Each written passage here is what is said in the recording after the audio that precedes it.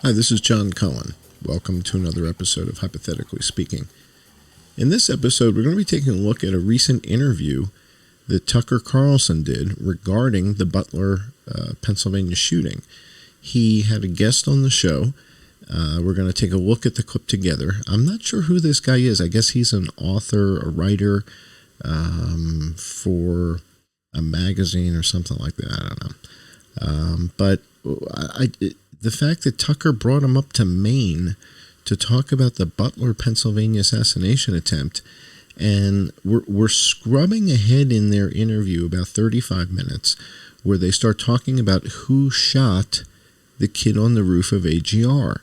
And we're going to jump in at that moment and listen. Tucker says, the 8 shots or something, where did the 8 shots go? And we're going to pick up the conversation there. And we're going to critique this a little bit. So let's listen to Tucker Carlson talk to this guy. His name is Sean Davis.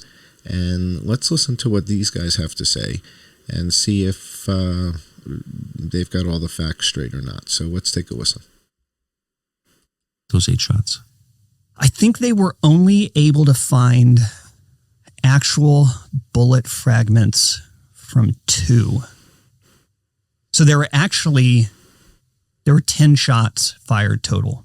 There were 8 from Crooks. There was 1 from a local law enforcement officer who shot almost simultaneously with Crooks's 8th shot. So you have 1, 2, 3, you had a burst of 3, then you had a burst of 5, and then the 5 all went high. One of them hit a hydraulic line on one of those telehandlers or low. All right, I'm going to stop him there as far as he says they went high. We'll take a look at where they went. I'm not sure how he knows where they went. But I think we've already got some inconsistencies here. So let's roll back a little bit. And again, Tucker's asking about the 8 shots, right? There's 8 shots taken. What do we know about those 8 shots? Those 8 shots.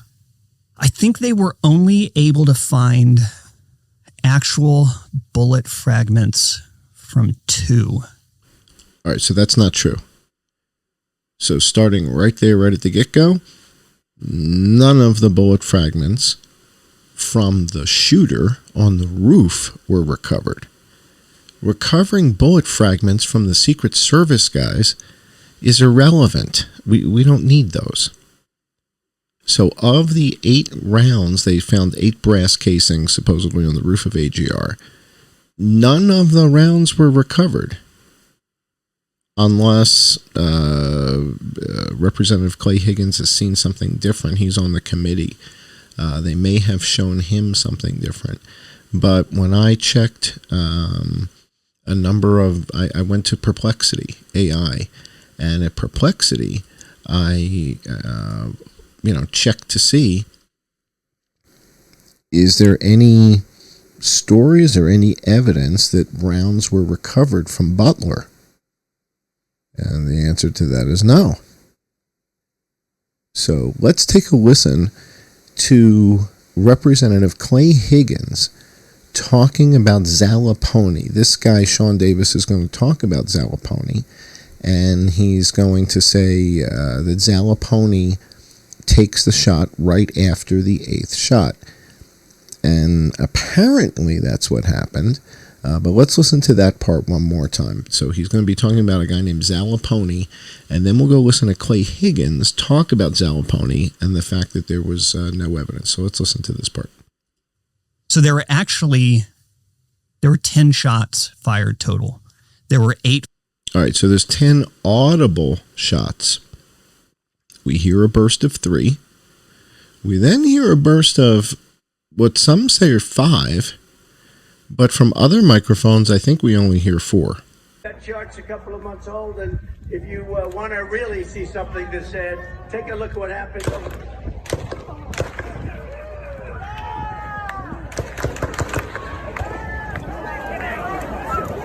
That chart's a couple of months old, and if you want to really see something that's said, take a look at what happened.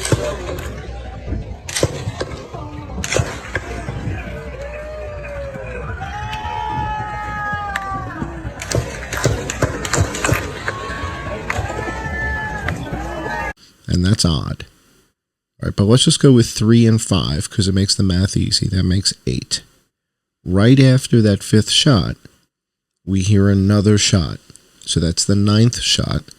And in the first video that I published, which Chris Martinson used in his video, I said the shooter's now dead because the assumption was that was a counter sniper shooting the shooter, because then we don't hear any gunfire for quite some time, and then we hear another shot ring out. So the assumption in that first week was, well, then that 9th shot right there took out the shooter, and then we hear another shot later. So that was odd. Let's keep listening. From crooks. There was one from a local law enforcement officer who That's Zalaponi. shot almost simultaneously with Crooks's 8th shot. Let's go listen to the clip with Clay Higgins, and Clay Higgins is now going to talk about what happened here with Officer Zalaponi. All right, let's go listen to that now. All right, so this is Representative Clay Higgins. He's on the official panel, the official committee investigating the assassination, and he's talking now about Zalaponi, the guy who raises his rifle, supposedly takes a shot, thinks he hits the shooter on the roof. Let's listen to Higgins go through this because this is really important. Shot number 9. During the interviews with the Secret Service and FBI, they commonly step over shot number 9. They say Crooks fired 8 rounds, and then the Secret Service fired the killing shot number 10. But there was a shot number 9 fired, was there not, Mr. Lenz? There was. Okay, Commander, I'm gonna quote from the transcribed interview of Aaron Zalaponi. That's a tactical SWAT officer under your command that took shot number 9. So my final question, if I may, to the doctor. You stated, sir, and I know you're doing your best. You performed the autopsy. I've observed your work. I think it was very professional work, in my opinion. You stated that there was only one bullet wound. I accept that you had only one observable bullet wound. Are you there, doctor? Yes, I am. Thank you very much. Could the injuries on Crook's shoulders have been caused by a combined impact of Butler County ESU shot number 9 striking somewhere in the vicinity of the buttstock of Crook's rifle, and some fragmenting from that impact? Could the injuries on Crook's shoulders have been caused by a combination of shot number 9 and shot number 10? Is that possible? The body, there was no evidence on the body of that occurrence. There you go, sir. That's different than impossible. All right, so what we've got here is the officer takes a shot, thinks he hits the kid on the roof, but according to the medical examiner, who's a doctor, he said, no, there's no evidence that a second round hit the kid on the roof. The stuff that's in his shoulder that we see in the x-ray appears to be the stuff from the buttstock and stuff from the round that came through his head. So we'll take a closer look at that in a second. But the net of it is the stuff we see in the x-ray in the shoulder is not from a second round. It's from either the buttstock or from that first round.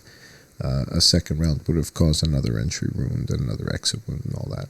So let's go back to the Tucker interview piece and pick up, now that we've listened to Clay Higgins address the Zalaponi piece. So Zalaponi says he shot his gun. I don't know if that was tested, verified, what have you. And he thinks he hit the kid on the roof.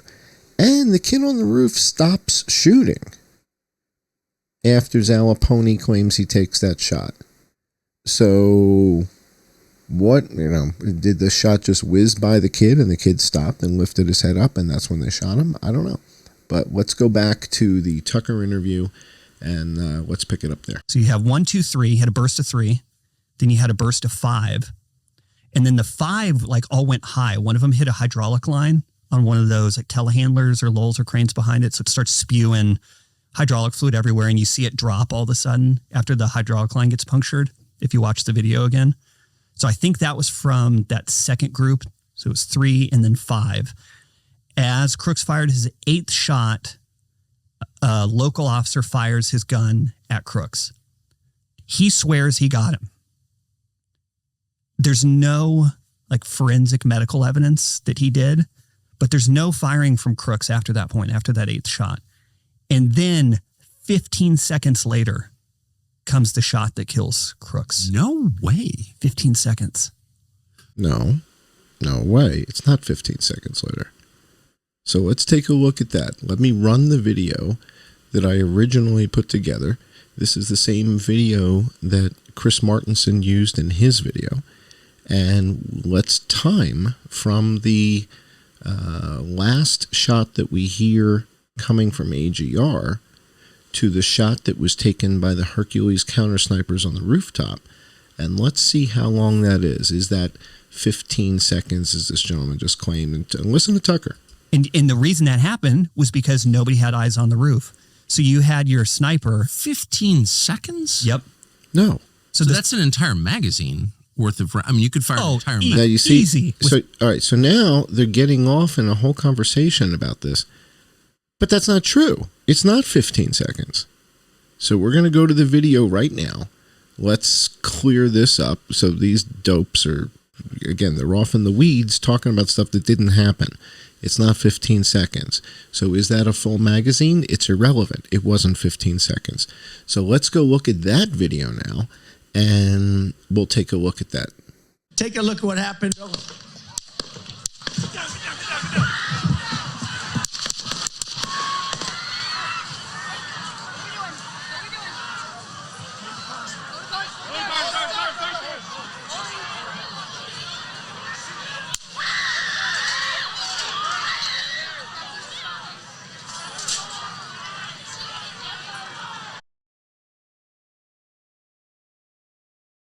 Now the issue is it's not 15 seconds. So let's go back and let's time it. And you guys can time it with me. I'm going to mark my watch and you can mark your watch. From the time that we hear the shot that sounds like Zalaponi's shot, which is almost synchronous with that 8th shot, to the time we hear the counter sniper shot, mark your watch and see, is that 15 seconds? And I'm here to tell you the answer is no. So why are these guys saying it's 15 seconds? So one more time, here we go. Mark your watch at the end of those 8 shots. Take a look at what happened.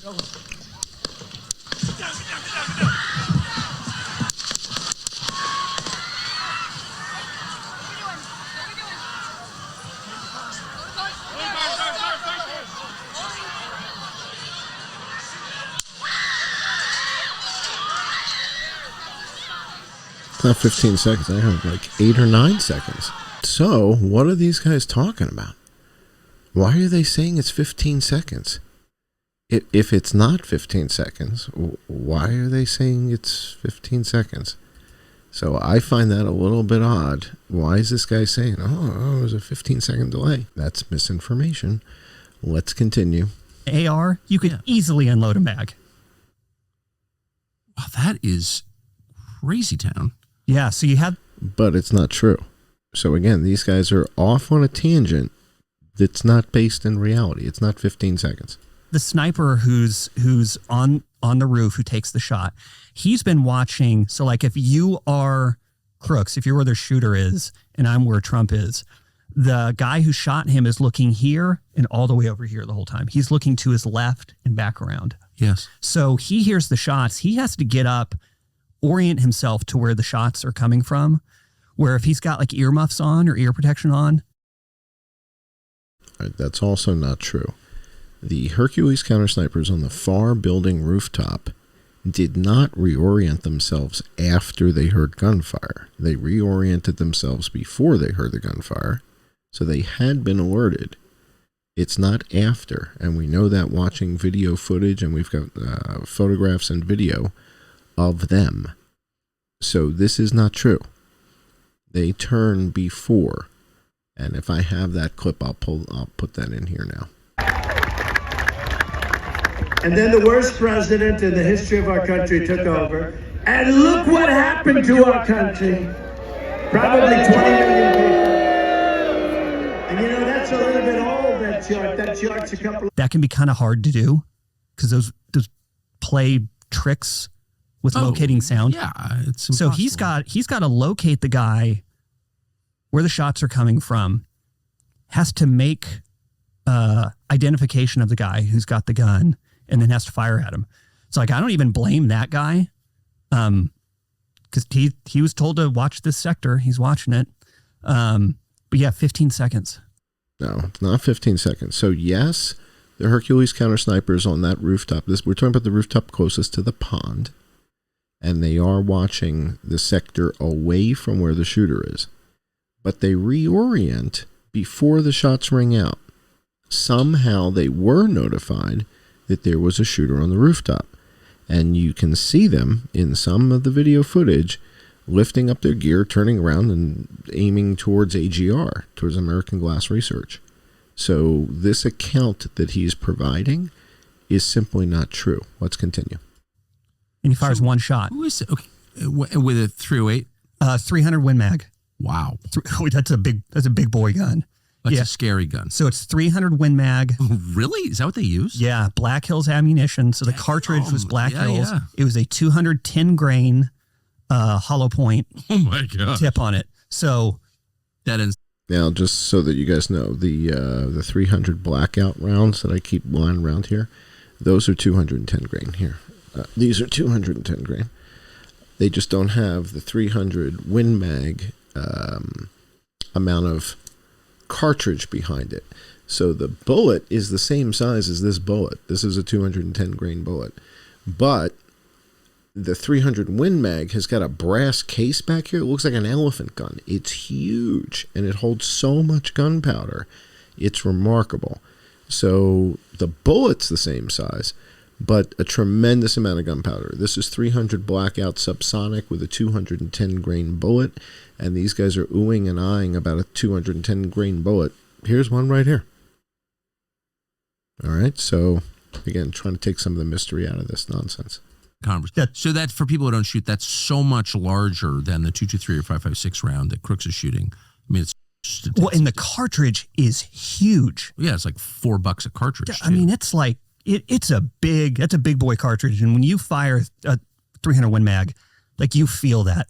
You get fatigued pretty quick. Someone come to my range, just at my house, and with his grandfather's 300 Win Mag, we were just shooting on Sunday afternoon, and he just charges the thing, and I was like, man, no more of that. That's just too loud. I can't deal with it. It's so loud. Yeah, it shakes my molars. Yeah, you go to a range where someone's shooting like 300 or up, and you're like, it's impolite. I don't know.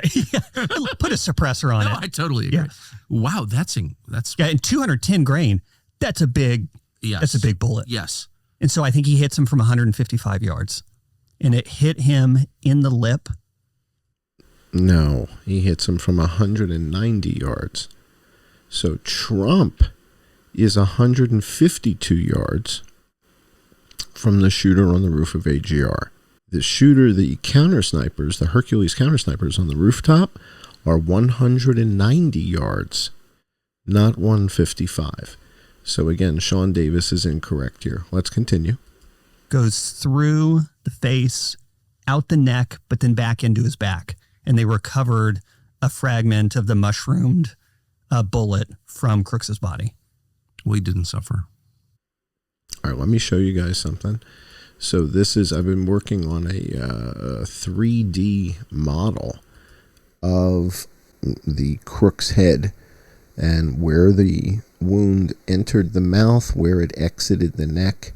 And so I've been working on this. This is just sort of the first pass. It's kind of terrible, but it'll get better. And the idea here is to demonstrate where the wound came in, where the wound came out, where was the exit, And then to establish the angle, because what you'll see here is that if the head is erect, the round would have been coming from, a helicopter.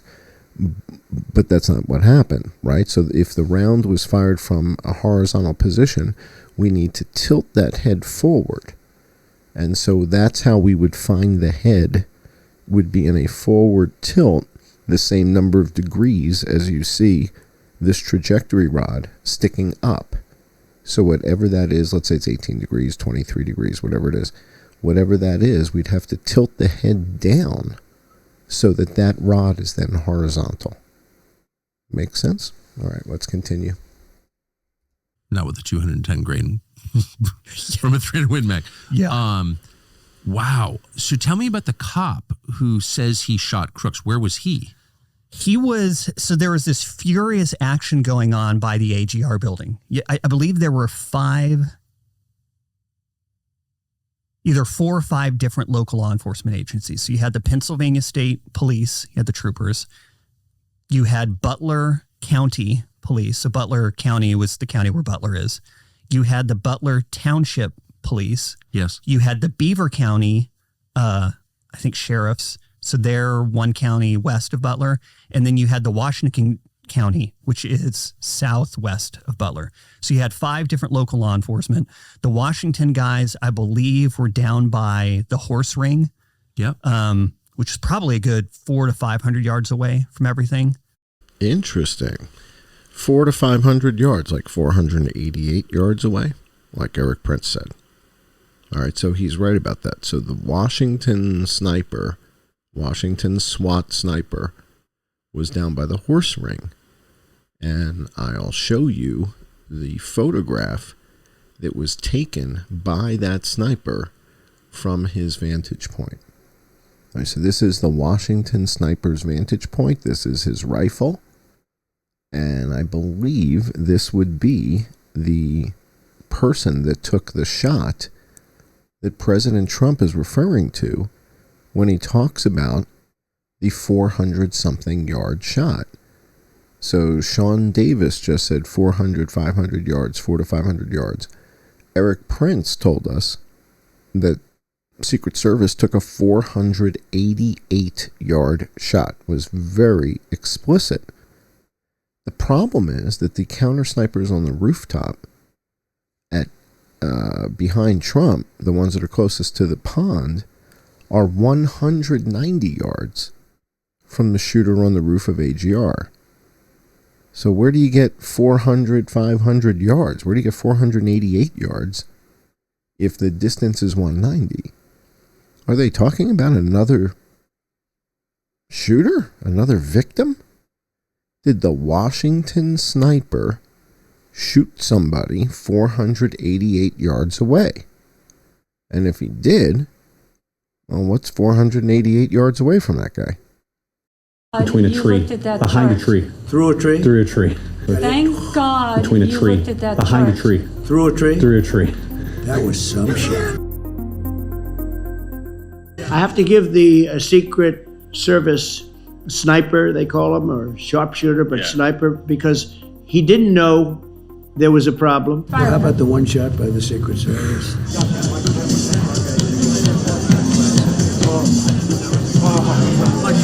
And he was able to pick it all out within 5 seconds.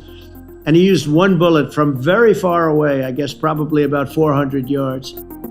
And he used one bullet from very far away, I guess probably about 400 yards. And he used one bullet from very far away, I guess probably about 400 yards. And he used one bullet from very far away, I guess probably about 400 yards. That was a long shot, too.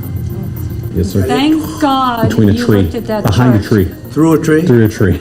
That was some shit. And if he didn't do that, a lot more people could have been badly hurt.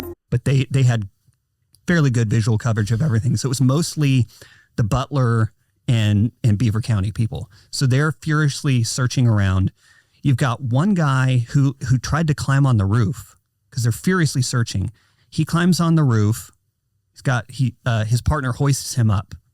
So he's kind of holding on like this to the roof. Remember, the question was about Zalaponi. All right, the question was about the guy who took the shot at the kid on the roof. So he's asking about Zalaponi, and he's talking about the guy climbing up on the roof. So he's avoiding the answer for some reason. Looks up and sees the shooter right there. He says the shooter turns on him and aims him. And he said, I don't know what happened next. I don't know if I lost my grip. He said, next thing I know, I'm on the ground. I'm on the concrete. He said, there's no way for me to pull my gun because he's like hanging, like doing a pull up. It's like I'm hanging there. I'm not going to be able to No. So he says, I don't remember exactly what happened. All I know is I saw him. Crooks turned and aimed his rifle at me. And the next thing I know, I'm getting myself up off the concrete. Damn. So who is the cop who says he shot Crooks? I think it was a Beaver County cop. At some distance, though. Yeah. I mean, he wasn't right on him, but he had him in his sights, fired one round. With a rifle. With a rifle. Swears he shot him. But there's no evidence that he did. There's no forensic evidence in Crooks's body that he was shot. Let's take a look at that footage. Let's take a look at the footage of Zalaponi raising his rifle and getting one shot off. Let's take a look at that. Take a look at what happened.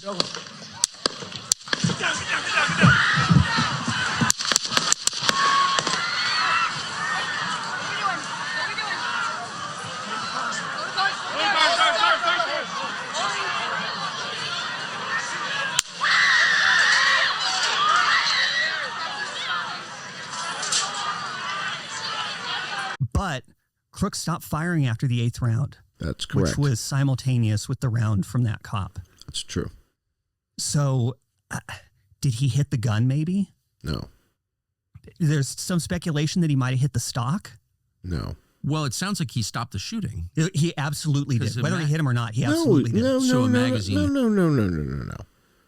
He did, to say he absolutely stopped the shooting, you don't know that. It's coincident.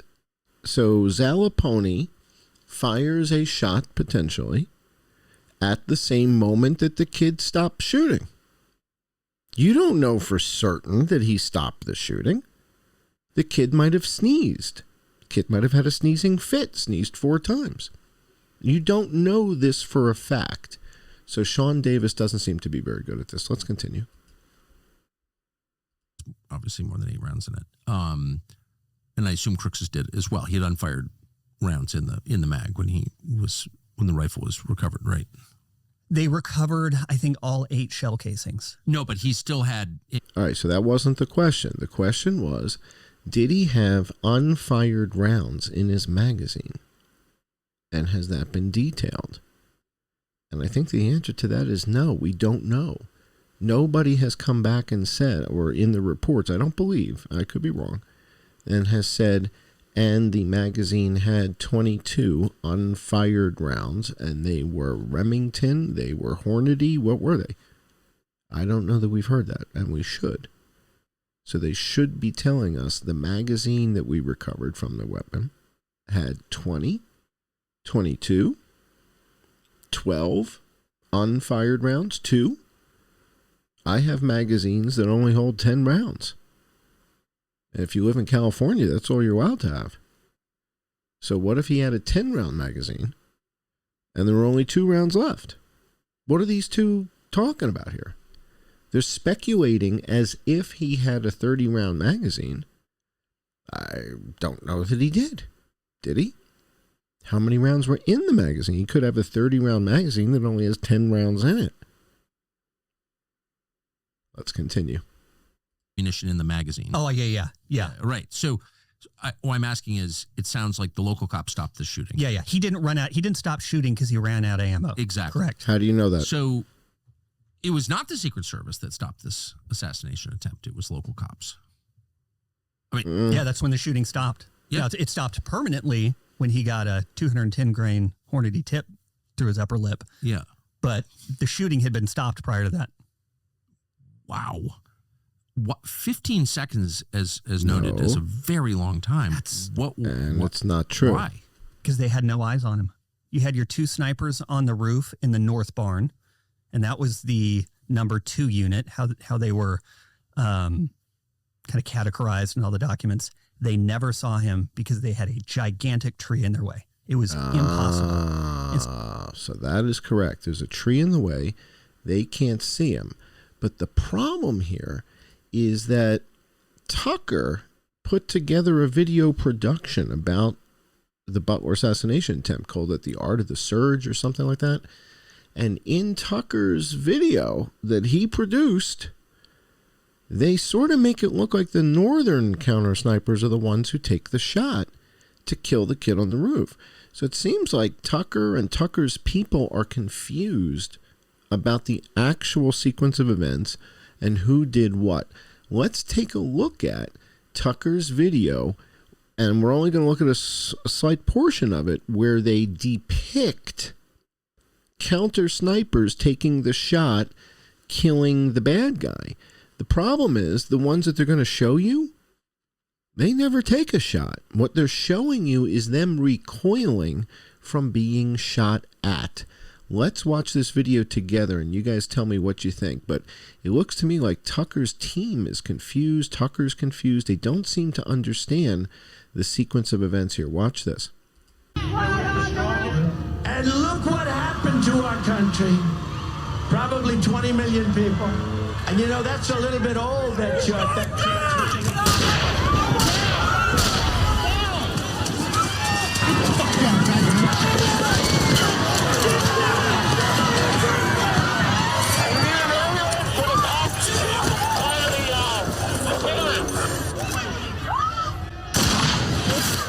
Right there.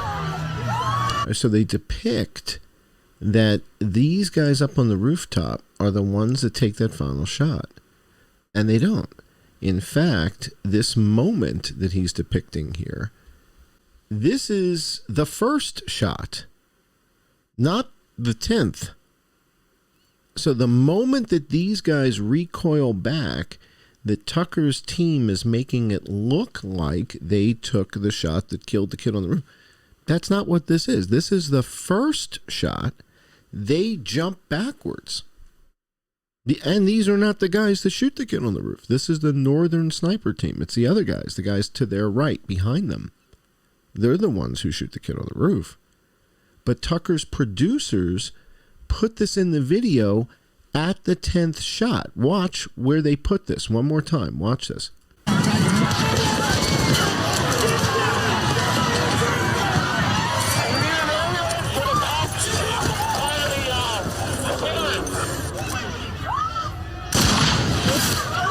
But it's like that's the wrong guys. All right, so he's portraying the northern snipers taking that final shot when it was the southern snipers. The guys he's showing you, they never actually shoot anything. They do not fire their weapons.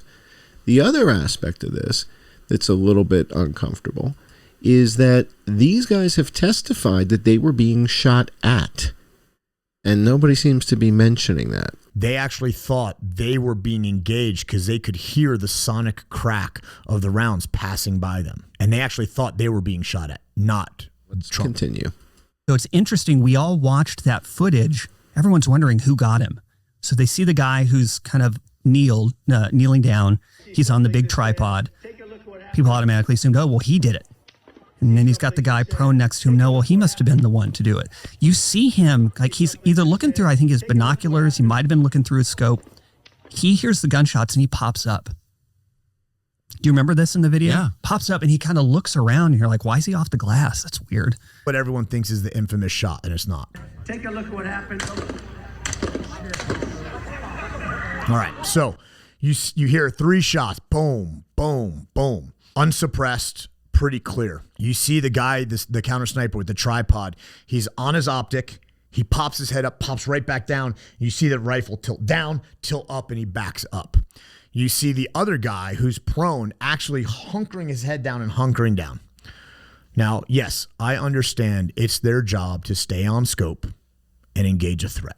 I understand that. And shooting, they actually thought, and again, this is inside information coming from the source, they actually thought they were being engaged because they could hear the sonic crack of the rounds passing by them. And they actually thought they were being shot at, not Trump. He doesn't know where it came from. Like those two guys on that north barn are furiously looking where it is. There's no way you could know. All right, so hang on, Tigers. They testified that they were being shot at. Testified with their attorneys that they were being shot at. And Sean Davis is telling you, but they've got no idea where the bullets are coming from. Well, that's not true. Vanessa Broussard was working for RSBN, Right Side Broadcast Network, that day. She's no longer with them, but at the time she was with RSBN, and she was on the microphone. And Vanessa Broussard is watching these guys, and she's reporting. Let's listen to what Vanessa Broussard had to say the day of the event in real time that kind of counters what Sean Davis is telling us here. He's like, oh no, they've got no idea where the rounds are coming from. I'm not so sure, Sean. Let's listen to what Vanessa Broussard has to say.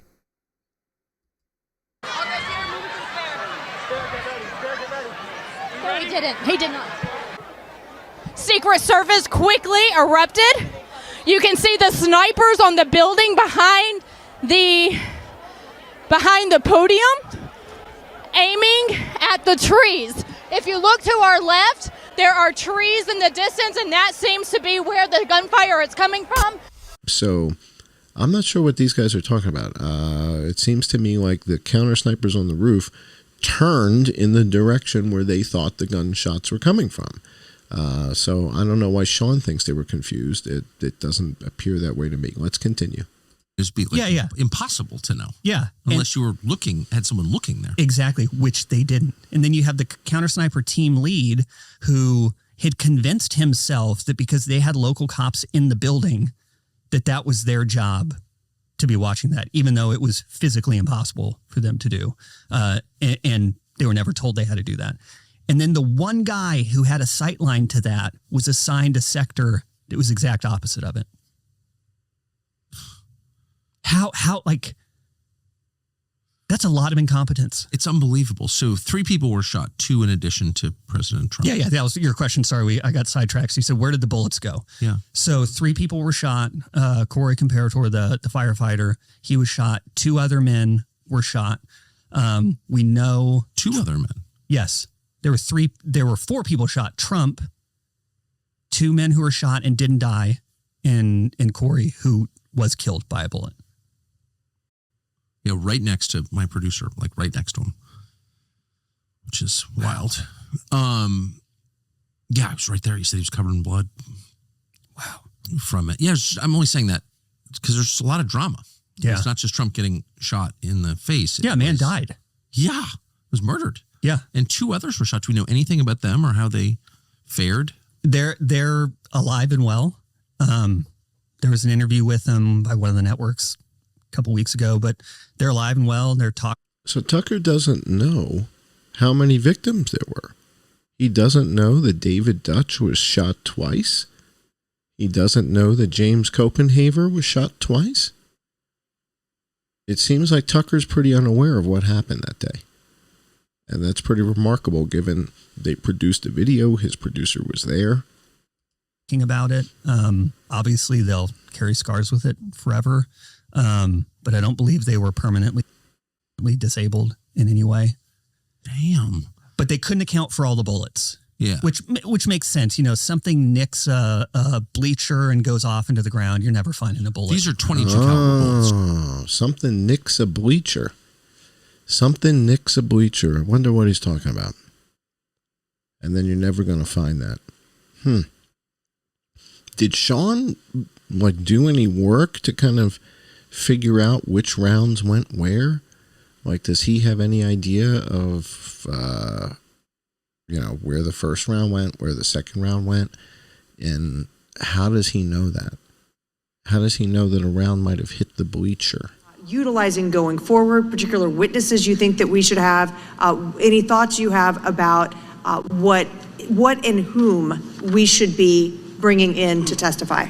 One of the videos that I've seen online is from a gentleman named John Colin, who talks about the possibility of a second shooter, and he shows a video, Miss Lee, where in this video, he shows a bullet traveling down a path and the disruption that round supposedly makes, and then flies into one of the stadium fence railings, that shows that it would have been very, very difficult for that round to travel the path that it did had it come from Thomas Crooks. I think that you need to bring this gentleman in, see his evidence, and if you don't think it holds water, then you need to make that assessment. John Colin is somebody I think you guys should bring in here and look at the video evidence that he has of a bullet traveling in a trajectory, in a path that would not have been able to come from Thomas Crooks.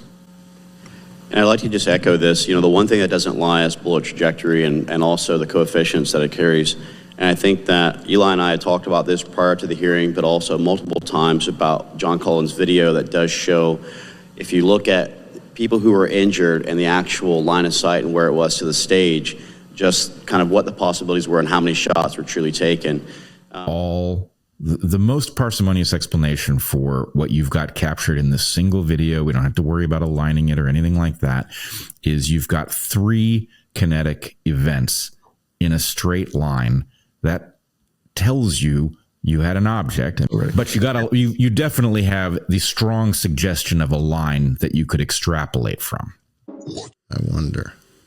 Well, let's take a look, because it seems to me that this is an important aspect of the story, and that's what happened as far as these rounds that were fired, and then how did these rounds, where did they go, where did they come from, and how do we account for them? And so the 3D model comes into play from that point. In other words, by modeling the shots themselves and creating the venue in 3D so that we can have a better understanding of who was where, etc., we can get a better understanding of which shot went where. And we've got Copenhaver, we've got David Dutch, we've got the president at the podium, we've got the guy in the corner, the lucky guy. So the guy who's closest to the Jumbotron, that's James Copenhaver.